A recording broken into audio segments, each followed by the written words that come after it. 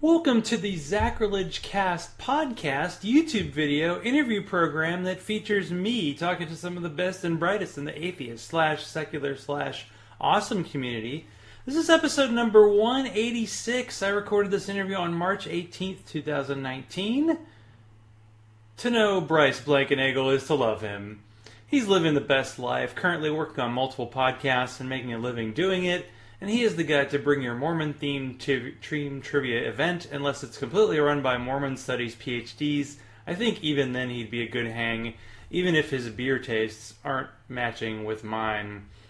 We'll look into the seer hat next week to see what is the one true beer. Now imagine yourself in my slippers at Sunday night, week before National Nuns, and you have no guests, but want to feature speakers at the event. Well, you try former guests. I'm on a former guest run here, but I did not have Lexi Whittenburg on solo before. Sadly, Scenic City Skeptics is gone. So how tough is it coming out twice, running a conference, doing a podcast, being unemployed, having a smoke alarm battery beeping for the entire episode? Okay, just half. Why is Sexy Brian, his new official name, shirtless and pantless? Sorry, non-video people. So sorry. And will there be conference beers in Nashville? There will be conference beers. Let's start the conversation. I got into copyright trouble last week for my bumper music, so this week I'm going to try my own bumpers. So an atheist walks into a courtroom and picks up a Bible, and the judge says, "I don't think you can swear on that," and the atheist said, "Oh, no, actually, I just had a toilet paper." Welcome to the Zachrilege Cast, Lexi. You're all back on the show. Originally on the show, episode, I think. Okay, we're gonna have an echo. It sounds like. Uh-oh. Is that me? Oh God, I did it on my own end. That's terrible. It's very unprofessional. 3, 2, 1. Just kidding. Welcome to the Zachrilege Cast, Lexi Whittenburg. You're back on the show. We have Sexy Brian in the background if you just want the eye candy, and that's something for you who like the video, who want to sell the video. That's hilarious. That every 20th episode, I'm like, oh, I left the actual live feed of the podcast open, and it starts playing, and that's what happens. So we're going to do, these are actually the out-of-context quotes I did the first time you're on, but I figure why not doing them again because they're amazing. So this is from the original Scenic City Skeptics, and these are Lexi quotes. Balls deep in a squealing pig. Women should stay at home. The only thing I can say about the Christian God is he's an asshole. They're pretty good, yeah. Especially the balls deep in a squealing pig thing. That's pretty spot on. Yeah, and I know exactly where it's from, too. And for Brian, since he's hanging out in the background, we have made it this far, and I am surprised. I can deal with an ass kicking. Every time you touch yourself, Jesus is watching. Oh, that one's a good one. Man, I'm sure he's tired of it by now, though. Yeah. He started again. Just did this morning. So before we really get into tonight's show, I figure we might as well talk about an end. We got both of you on, and you were on episode 89 to discuss Scenic City Skeptics, but apparently there is no more Scenic City. Scenic City Skeptics. Do it with the finger wag.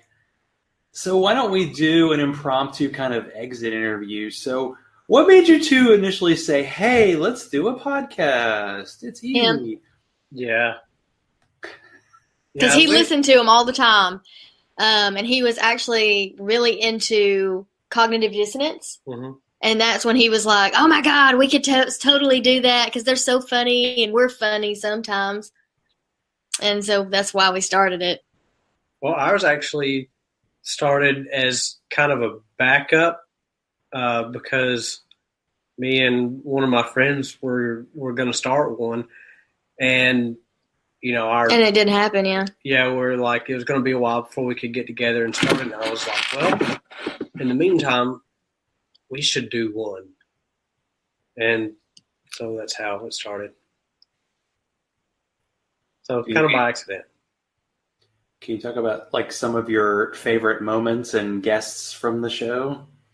My favorite episode out of the entire thing was the one that we did with the kid's mom and stepdad, talking about co-parenting. It was like 3 hours long by the time we cut everything down and edited it and everything, and it was still 3 hours long. Was it a tough negotiation getting everybody on? No, we just, whenever we were taking the kids back after our weekend, we just stayed and did a podcast with them. Because they were like, yeah, sure, whatever. It was really emotional, too. Yeah. Is there a difference there in terms of religious belief on both sides? Well, at the time, we had the whole spectrum. Their stepdad is Christian. Their mom is deist. I was agnostic at the time. And Brian, obviously, was full-on atheist. So we had the whole crew. And the whole crew. Yeah. What made you decide that you wanted to end it?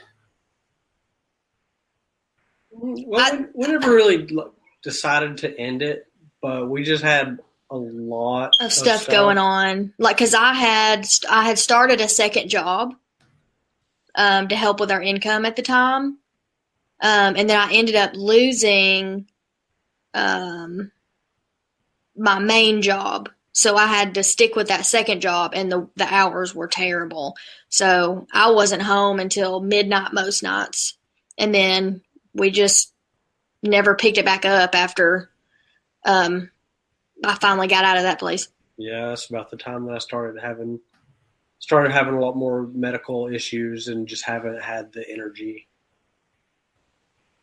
Well, is this a forever goodbye? Will there be no more? Or are you going to have like a... I don't think it's forever. I enjoyed doing it. Yeah, I would love for us to be able to do it again. It's just a matter of, when a lot of the things that are going on just kind of chill out. When it's not the same thing every week, since we did a lot of the, obviously like everybody else, every other podcast, we did the news and what was going on with, just religion and politics and stuff. And it was pretty much just the same thing all the time. So there wasn't really anything new to talk about unless, we just did some research and, picked a topic that wasn't really talked about a lot. But, we were lazy. And we just went with the news articles. Well, there's always a lot of news, but it can get to be kind of the same thing, and it's hard. You really have to push. Like for me, it's always like I need to get a guest. So once I have a guest, I'm like, oh, now I have to research and get ready, and like then the show happens, and it really works out. The weeks where I talk to myself, oh boy, it's just not right. I can do it. I just I don't think it's quite as good. But you were really in with the community. Like you did an entire conference in Chattanooga, Secular Saturday. So what was the experience like kind of being part of that? And what made you say, okay, we did that once and we're not doing it again? It's a lot of work. Like, yeah, until you do it, it's hard to understand just how frustrating it can be. Mm-hmm. And especially because we did it in 6 months from the idea until the day it happened, with 4 people planning it. Yeah. And there was so much backlash from the community because of what the conference was supposed to be about. It was supposed to be about no matter what your religion is, no matter what you believe in, about everybody coming together and working towards the same goal instead of, somebody wanting to take credit or a group of people wanting to take credit to try to be better than somebody else. So we got a lot of backlash because of that, and we also got a lot of backlash from the venue we had it in, which was a church. Which, yeah, I get it. I understand. And a lot of partial responsibility for that because I was on the podcast panel where it was just a curse fest for like 45 minutes. Yeah. And the people running the soundboard were this old couple, and they were just like, ugh. Yeah, it was the pastor, wasn't it? No, it was just the sound guy. They never listened to. They didn't know that. Yeah, we were going to go there. Yeah, we didn't know you guys were going to go there, but mostly Jen, wasn't it? No, I think everybody equally cursed on that one. I'm trying to remember who all was on there. I know Tucker was on, and Chris was on there. Jen, and was Chris on there as well? And, yeah. He was on that. Plus, we had the fake Trump supporter in the front row asked a question, and then it just went. It was already done, but it went completely upside down. I was like, "Wow, I'm at the main part of the venue. This is pretty awesome." And then we just and you see this in conferences. The mistake is every panel needs somebody like an adult in charge. Yeah. And we didn't. We just all four of us were like, "Oh, we're doing a panel. What are we going to talk about?" 2 minutes before, actually, as we were sitting down. Yeah. And that's why this year when we're doing the podcast panel, I'm like, no, I think I can moderate and let other people talk. That's what I do every week anyway. But we'll see how that goes. Yeah, but yeah, it was very difficult. Like I told you before we started, it's just one of those things that our area isn't ready for yet, to be honest. Because Brian and I, we are very tolerant of a lot of things. Because, our families obviously are religious and, they can respect us, we can respect them. And as long as, everybody can just get along for a minute, it doesn't have to be a debate every day, all the time, some people enjoy that, and that is all them. They can do what they want. But, it was supposed to be for everybody to come together and as a community, because a lot of stuff has been happening. A lot of scary stuff has been happening. And it's just one of those things that people need to start working together as a community instead of breaking apart and trying to take responsibility or credit for everything that's done. Yeah, I do feel like the spirit, and for us to say spirit is something, but behind Nanocon, which is coming up this weekend, is really about togetherness. There really isn't, I don't think Patrick and the people putting this together are like, well, this is an atheist thing and it's just us. And I think a conference like ReasonCon was more like that, but this is no, anybody who wants to come and talk about stuff will talk about it. Yeah. But man, we can really turn on ourselves. I think you have these phases in the atheist community, we're atheists, we get along, and then you find out, oh crap, there's some assholes. Yeah. And just the worst side of people sometimes comes out. Sometimes you just want to rant and get it out there, and there are times when that works, like on a podcast, and the times when it might not work when you're sitting at church and they're kind of watching you and judging you, and any chance you had to get positive feedback about atheists, oh, they aren't so bad, went out the window. Probably. I think Bobby saved it with his. Bobby was good, yeah. Yeah, that was incredible. Because that was the only thing that the sound booth guy was talking about afterwards. He was so impressed. It was like he was talking to him. Yeah. I do want to mention, and I know you're drinking, I think, some kind of Diet Coke contraption. I had my Dragon's Milk. I just poured my final. Here's my Diet Coke. This is the kind of beer you drink that has something called Malib, which is something like some kind of nut. It's kind of got a cherry thing going for it. It's lighter color than I'm used to. It actually smells like a cherry pie. It's very nice. But that's very nice. That's what's helping me get through this. But this is about Lexi. This isn't about the two of you. This is about you. So can we talk about you're planning on doing a blog, doing like a solo project. So what's this all about? Well, as you know, I'm unemployed. So I've been working on my writing. And I have kind of decided, because I'm still on the journey from Christianity to not that. So the podcast did help. It helped me, learn a lot of stuff, like the history of religion and where it all came from. And it helped me see a lot of different worldviews, political views, and understand different ways of seeing things. That's just another way of saying views. But sometimes fewer words are better, sometimes not. Yeah. But so I did enjoy it. I enjoyed it because of the episodes that we did solely about religion. So what I have done, and it's not up yet, but it'll be up soon, is I'm going to do a blog, and it's called Living Godless Blog. And basically, it's just going to be a bunch of blog posts of research that I've done. So I'm trying to make it to where it's not all opinion. I want to do research, and I want to have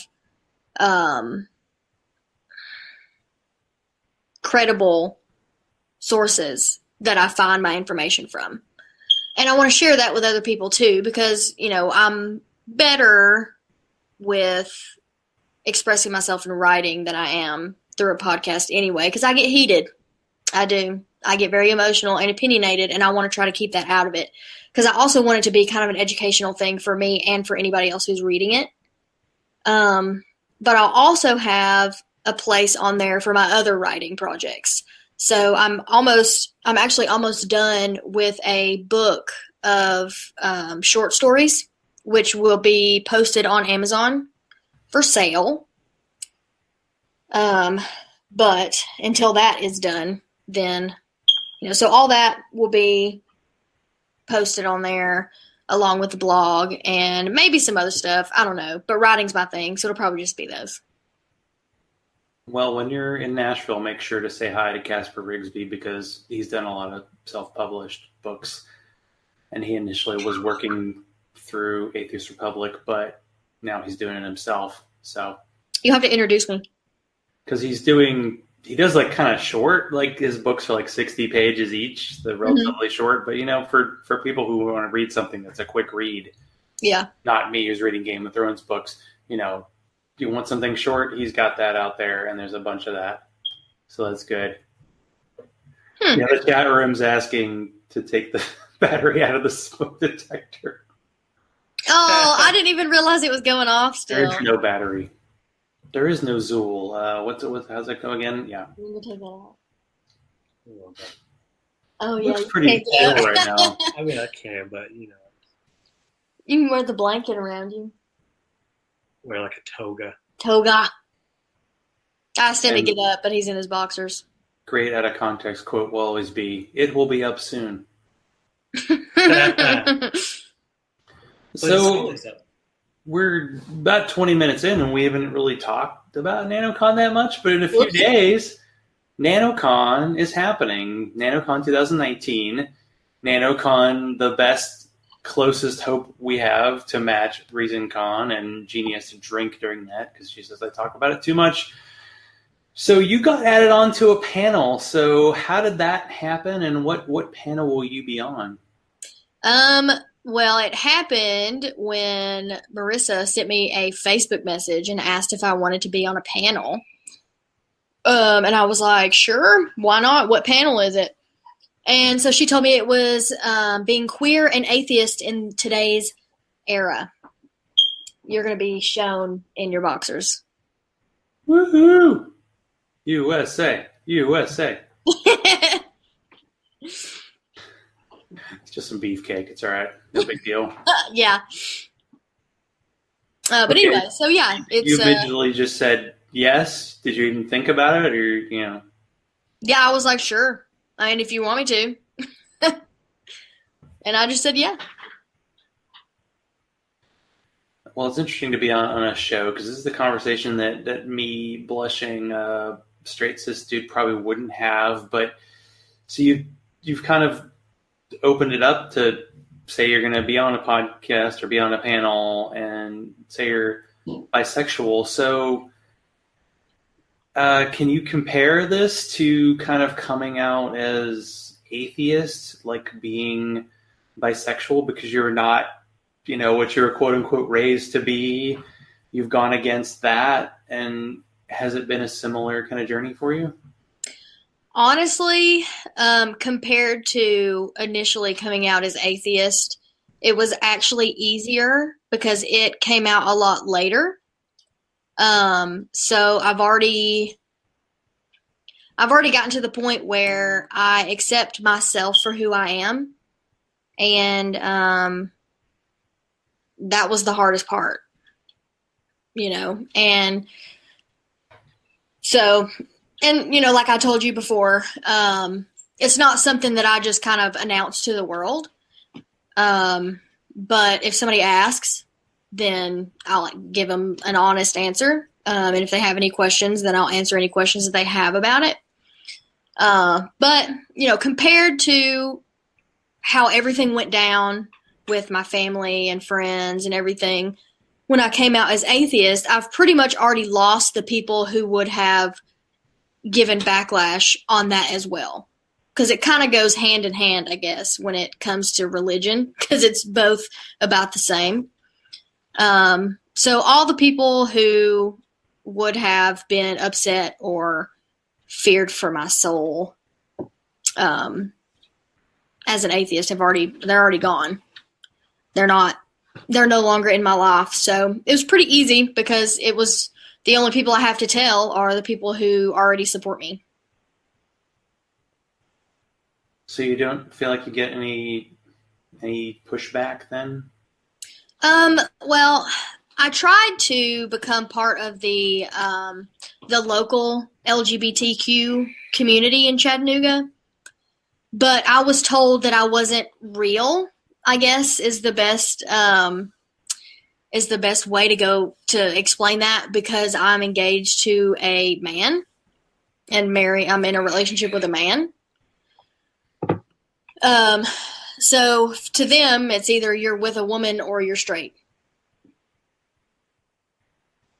Yeah, that kind of in between part was kind of what bisexual is supposed to be in theory. But do you get the feeling like sometimes I hear when people say they're bisexual that it's like, oh, you're just waiting until you announce you're gay? No, well, not for me anyway. I've heard that. But if that were the case, then, Brian and I wouldn't be here 3.5 years down the road about to get married. Some people may do that. I don't know. They could be, dating around, seeing who they are, but that's what everybody does anyway. It's just part of figuring out who you are, but it's weird. It's really weird because everybody's different, obviously. So that's a hard question. Why'd you gotta ask that? Yeah, interview people, do you feel like this is just too much pressure out there to fit into like a box? Because everybody's individual.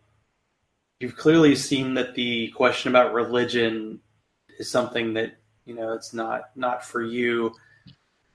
So why do you have to accept like a certain label? And then people who see the label will tell you what it means instead of you telling them what it means. So I don't know. It's do you feel like it's too much is put on when you say like you're bisexual or you say you're gay or you say you're straight or you say anything? Even if you're an atheist, you could still be like, well, I still have a little bit of a deist view. Yeah, well, especially in the South, because that's all I know. I've born and raised here, never left. So there's definitely a lot of pressure to fit one box. So there's not, it's not the question of do you fit under a certain label, but do you fit under this one label that everybody should be under because it's how it's supposed to be in this area, so everybody needs to be straight, cis, Christian people, and and especially for people like me, because I don't have the Southern girl look, so that scares a lot of people away too. But also adding the fact that I'm atheist and bisexual, it's like I don't know. Yeah, it's just scary to a lot of people. Thankfully, where I'm at, it's becoming a lot easier to for an individual to be an individual. A lot more acceptance is happening in Chattanooga, but that's just because the younger generation, my generation, is getting to the point where they're not going to keep their mouth shut anymore and do what mommy and daddy tells them. So that's cool.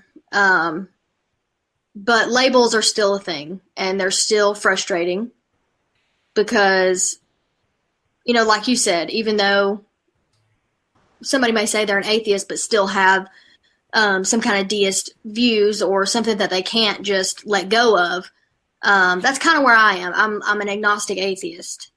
So, because I'm still learning. So I'm not going to claim one extreme or the other. I'm just kind of in the middle trying to figure it out. And I feel like that's what we just need to get rid of the labels anyway. Because people are just trying to figure it out, man. Just trying to figure life out. That sounded really hippie. You gotta figure it out, man. No, it's good. I was wondering, it's very interesting as someone who's moved to the South. Like, I've been in Atlanta since 96. I've been here more than half my life. Although Atlanta's a weird, kind of the South, but kind of not, because it's a little bit like the northern capital of the South. Yeah. But there is this kind of want to have this cultural norm in the South. So what do you think of, you mentioned, what the Southern girl or woman is? Mm-hmm. What is that stereotype to you? And, it's okay if obviously you're not it, but I just wonder, what do you think it is? And do you think anyone actually is that? Or is it just some kind of weird stereotype that is impossible to live up to? Well, I think that a lot of women try to be this stereotype because that's what they're expected. That's what's expected of them. But basically, you're quiet.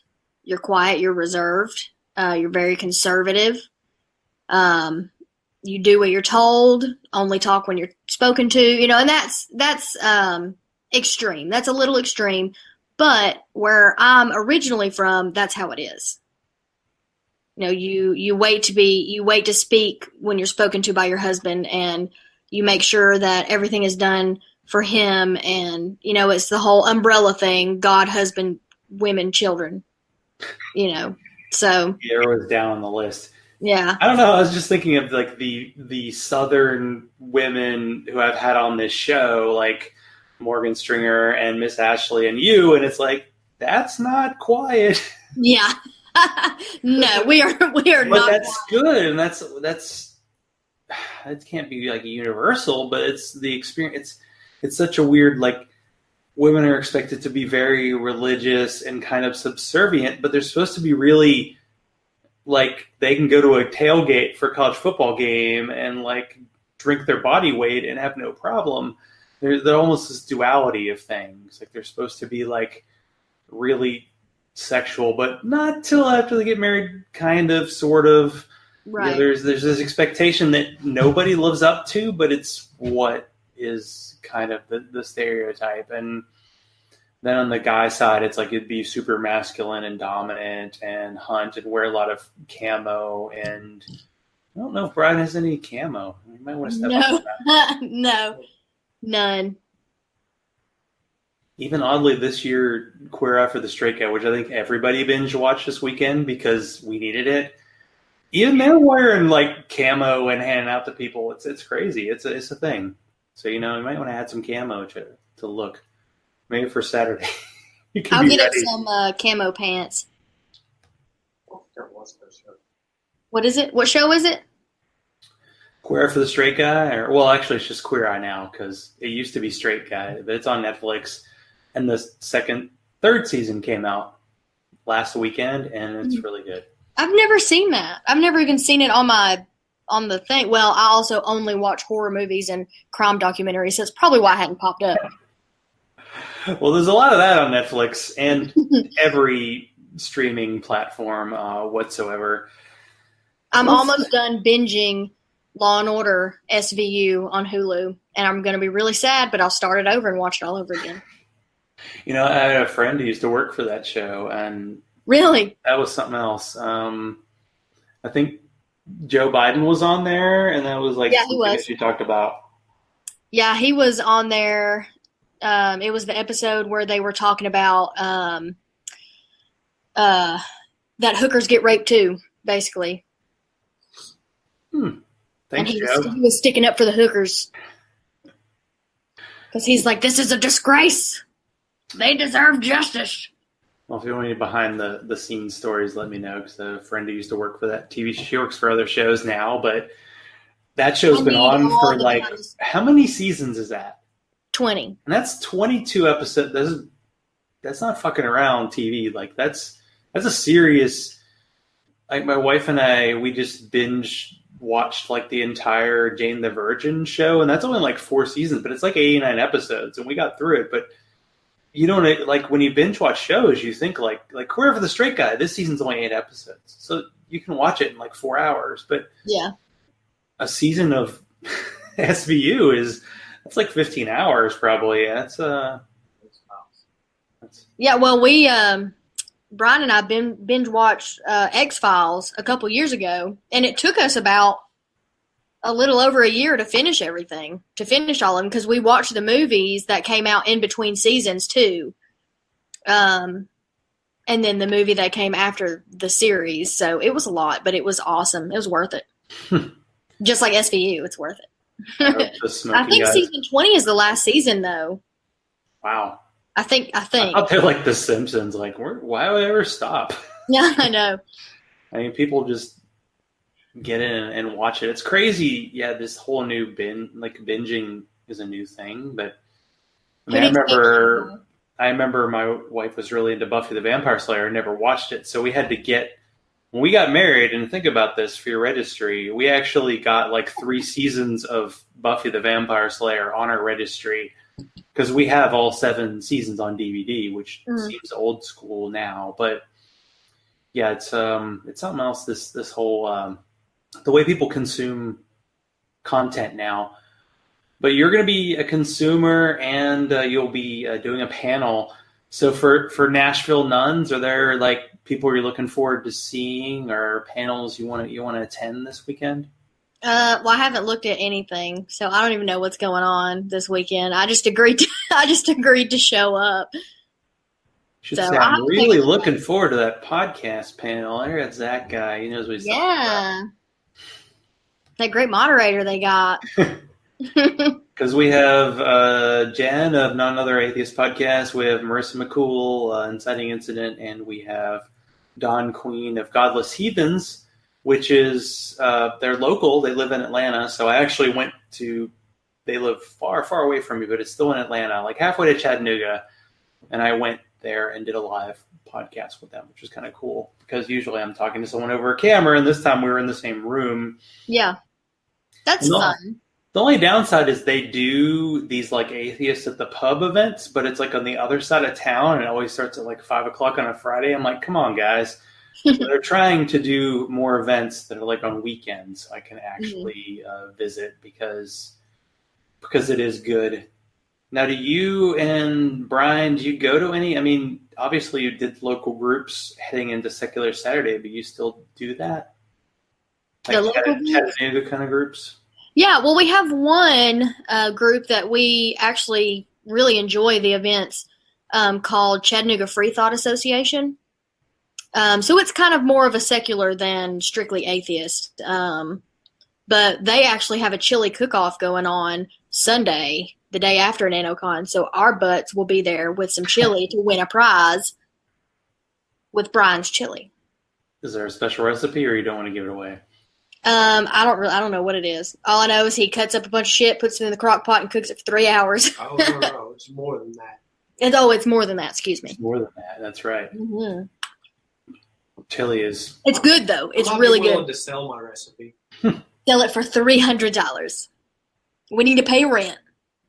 But yeah, they have a bunch of events that they do throughout the year. Like during Easter, they do a dinosaur egg hunt for the kids. Cool. And yeah, they do a lot of dinners, like just get together type stuff. But it's really fun. There's a lot of people in that group, and more than half of them usually show up to these events. So it's really fun. Well, that's good. Yeah, I recently went to an Atlanta Free Thought Society meeting, and Mandisa Thomas, who will be talking at Nanocon, was there. I'm actually wearing Genie Drink, Black Non-Believers t-shirt. Hey, I'm going to wear mine Saturday. She was at there, and usually when you go to like an Atlanta Free Thought or secular or atheist kind of group, it's very old, white, and male. So really? It was nice for Mandisa to show up because it was a much more mixed group than usual. Because it was like Black Non-Believer people, local group people, and I think I might have some of them on soon. I wonder if any of them are coming up because they did actually promote Nanocon, so I was glad that they knew about it. Because I'm like, there aren't that many conferences. I wonder, do you get that feeling like that people aren't as enthusiastic about going to conferences anymore? Because obviously it's a lot of work. Like, I've known the Reason Con people. I know secular, your Secular Saturday and Nanocon. I don't even get barely my toe dipped in there, and I go, it's a lot of fucking work to do a conference. Do you think, is there that as much enthusiasm for people to like attend these? Like the people who are like at your local secular group, do you think they're going to Nanocon? They should, because you're talking. Yeah, I know. Hello. Well, we knew a couple people that went the first time and the only time that we went, but that was pretty much it. The only people that we knew from here. It's kind of sad. But then again, we have noticed that within the free thought group and people who, the majority of people who are not believers and don't have, I don't want to say they don't have the support system, like those who, attend a church or whatever. But they seem, because we're there now, more lower class top deal. And it's just hard to go to conferences. Reason Con was funny word to use, but us being able to go to Reason Con was a miracle because we would not have been able to afford that without the help that we did get. So it's really hard to be able to go to conferences like this, even if you want to, just because of the class that a lot of us fall in, because we don't have this huge, we're going to go on a mission trip, so everybody's going to donate and all the tithe is going to go to sponsor me to go to Africa, so it's nothing like that. It kind of sucks because it should be. Conferences should be mandatory. Yeah. We should get badges. Well, yeah. I thought of it this way. Like, they just announced, like, before the show tonight that I think American Atheist is actually sponsoring Nanocon, so there is no charge for a ticket. Now, there is a difference. ReasonCon was like, I think $125 for like a VIP, and then just like $75 which to isn't go. bad. Which is not bad at all. Because American Atheist, I know, is not cheap, even though it's in Cincinnati. It's pretty close, and I know a lot of people who live there. It's like, I would really like to go, but I don't think I'm going to be able to pull it off. Yeah. But even like Nanocon, like the fact that it's 2 days, like it used to be like first year, I think it was free, and then it was like $20. And I didn't really care about paying for a ticket because I'm definitely middle class and I can afford it. I do a podcast and I make a few bucks doing it. So I can pull it off, and I want to support things like this. Mm-hmm. Like anything that's like atheist and secular, I don't care where you think the culture's going. Look at our government right now. They're like Project Blitz, we love you. So what, it's like everything that has to do with Christianity and evangelical is like winning right now. Yeah. So anything that is a kind of a secular event, I want to support, especially in the South.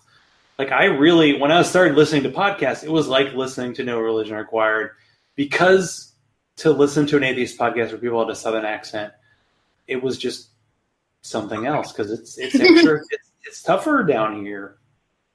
It really is. Yeah. Yeah. Well, I mean, everybody knows the story about my dad. So, stuff like that happens all the time, where, your own family members will completely turn their back on you and act like they don't even know who you are because of some belief system that shouldn't even matter. But nobody sees it that way, especially down here. Yeah, it's a tough one. I don't know. I'm going to be hanging out with my parents who are Catholic, and we might have to have some discussions this weekend. Yeah. But they're doing the thing is, it's weird. Like, I want to talk to them about like all the whole child raping and the whole like cover up aspect. But they're like doing all this stuff like feeding the homeless and helping people out. And they're doing good things, but they're also supporting a group that's taking advantage of people. And it's like, how do you do this? But that's a question I have to ask. That's up to me. So we'll see how that goes. Because it was weird. When I told them, like after the first ReasonCon, I called my mom and told her I was an atheist. She was like, okay. And then when I told them I was going to an atheist conference, it seemed like they were a little more like, whoa, wait a second. Are you saying bad stuff about us? I'm like, maybe. Not you personally, but I mean, you have to accept it. Like, you join the atheist community and you think, oh, we're all great, we all get along. And like, actually, we don't all get along. And sometimes you have to call out people you agree with 95% of the time. And it happens. And I'm intrigued to see what people are going to say this weekend. Because we just had a mass shooting, and there's a serious rift in the atheist community between two groups, and I'm not quite sure how they all fit in, like the attacking Islam versus being supportive of Muslim people, which, being supportive of people seems to be a good thing, but it's tough because it's really hard to separate the person and their belief. Yeah. And that's just a hard thing to do, but I know there are a lot of people out there, I don't know, it became like a cultural war thing. It's funny, somebody in the chat rooms, what's the stream about? Stream about how Lexi's awesome, so admit she's awesome. Yep. That's all. That's all. That's it. That's all you need to know. Podcast over.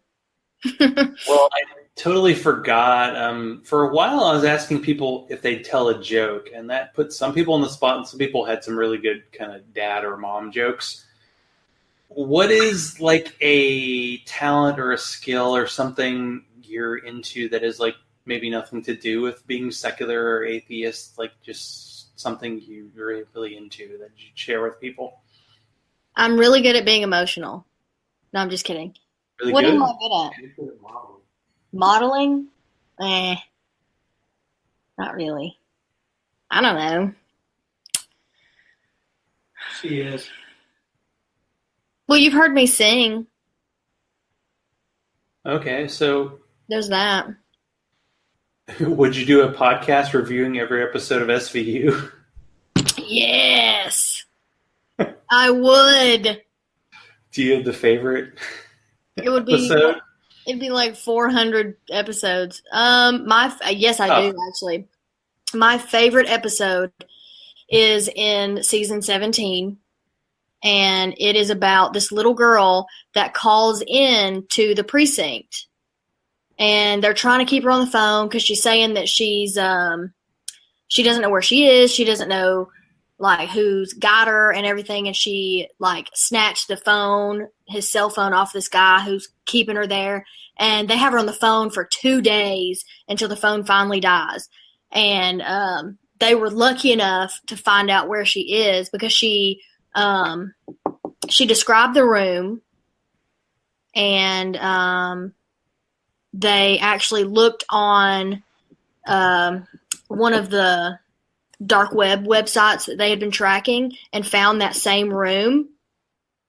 And so they traced back where the room came from. And then right before she died, because he buried her alive, they found her, and it was intense. Sounds like it. Yeah. None of that probably made any sense, but it made sense in my mind because it's my favorite. What made you decide to start watching the show from the beginning? Like, is it intimidating to think, oh gosh, I'm going to watch however many episodes? Or are you just saying, because you didn't watch it when it came out live, because how old were you when the show first started? When did it start? You're young. 95? It's 96? been a while. I don't know. I was born in 95, so no. But I actually, when I was younger, when my grandmother was still alive, when we went over to her house, she would have USA on, the channel USA, and that would come on, and then the Reba show would come on, and we would watch them together. And so I have been watching SVU since I was like 7. And then I found it on Hulu and saw that all the seasons were on there. So I just started watching them because I loved it.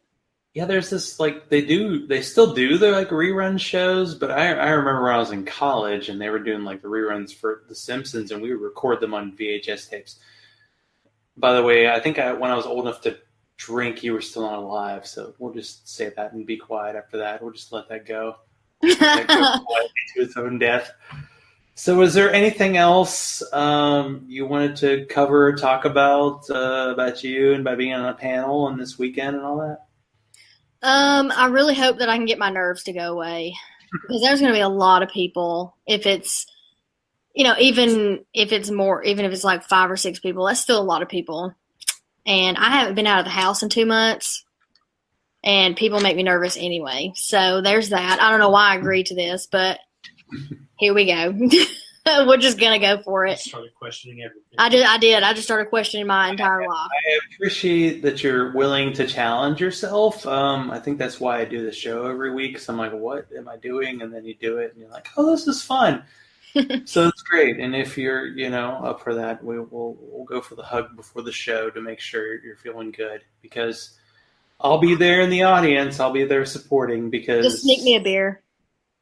That's what I used to do that with Susie, so yeah, why not? I know I'm going to be bringing up some Atlanta beers, but there's a good supply in Nashville, I hear, so I probably get some as well. The advantage is 2 things. Right now I'm unemployed, and my parents live in Nashville, so I don't have to pay for a hotel, so I'm actually going to be up starting Thursday and just hanging out with as many people as I can. So if there's is there any place, because the blog isn't active yet, where people can find you and say hello? Facebook. Yeah, Facebook. My Facebook. Okay. No. All right. Well, I'll include the link for that. Well, thank you for being on, Lexi, and thank you for being sexy, Brian. You're welcome. Thanks for listening to my rambling. Just can't help it, right? That's how it goes. I wake up looking this good. He woke up like this. We know. We know. Yeah. Sure. I find it difficult this week to maneuver when I can't decide whether you're supposed to be anti-Semitic, pro-Jewish, anti-Christian, pro-Christian, anti-Islam, pro-Islam, And basically, atheists are told, you guys don't have any fan fiction. What's going on here? Live read. As much as I would love to join the chorus and talk about the mass murder shootings in New Zealand last week and how the atheist community has been ripped in, well, it's already been ripped like a losing ticket at the track, so I'm not going to talk about it here. I'm going to do something unusual and not make bold statements based on my usual lack of research. I'm going to tell you how my cats got their names. But first, note that 3 weeks after I got my tickets for Nanocon, tickets are now free. That's right. If you're in the Nashville area this weekend, March 23rd and 24th, and want to check out a day-and-a-half conference, well, kind of 2 days, but we started late on Saturday, you should do it. I believe American Atheists, nice little takedown on Sam Harris and Bill Maher. Oops, not going to talk about who hates Muslims and who hates Islam, because boy is that a fun kerosene napalm nuclear bomb of happiness. They are sponsoring the conference, so it's free to attend. Some of our atheist faves are not going to be there, so we have to be that much fun on our own. Can we do it? If you want to see atheists such as American Atheists' own Nick Fish, Mandisa Thomas, Anthony Magnabosco, of course the very pretty Patrick No Saint, is that what he calls himself on the unofficial? And of course there's a podcaster panel on Saturday with Jen Aldrich, Marissa Alexa McCool, Don Queen, so Not Another Atheist Podcast, Inciting Incident, and Godless Heathens will all represent. Now time for the important part, my cats' names. My cats are officially named Scatman and Soy Cuba. They are really named Skitty and Soy, possibly Soy Boy, which makes my cat an SJW. I'm not sure why my wife and I decided to pre-name our cats when we had our first batch, but we did. So we named a cat after Scatman Carruthers, and he turned out to be a black and lovely white mustache, apron, and socks cat. We named Soy after the 1960s documentary Soy Cuba, in which the narration repeated Soy Cuba a lot, and showed how awesome communism was going to be in Cuba. Seriously, watch the documentary, it's pretty good. I started the Skitty thing, and it didn't go over well at first, but it stuck as his nickname. Soy, well, let's just say we don't do the whole middle or even last name thing when he gets in trouble, which is a lot.